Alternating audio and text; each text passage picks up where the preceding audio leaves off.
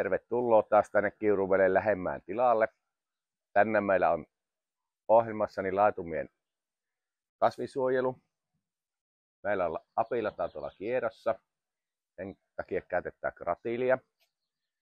Olosuhteet on ollut nyt vähän vaikeat. Vettä ei ole tullut pitkään aikaan. Niin käytetään minimiannos 20 grammaa hehtaarille.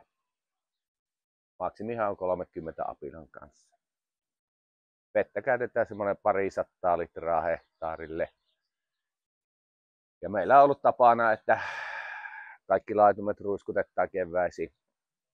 Samoin tyylin kaikki säilörehunurmet. Täällä oli aiemmin aika pahoja rikkaongelmia, varsinkin kanan kalisuhteen. Ja niitä nyt on saatu kuriin näillä ruiskutuksen avulla. Ajankohta on sillä lailla aika myöhäinen, mutta viileät olosuhteet esti aiemman ruiskutuksen, koska pitäisi olla noin 10 astetta lämmintä tällekin kasvisuojeluaineelle.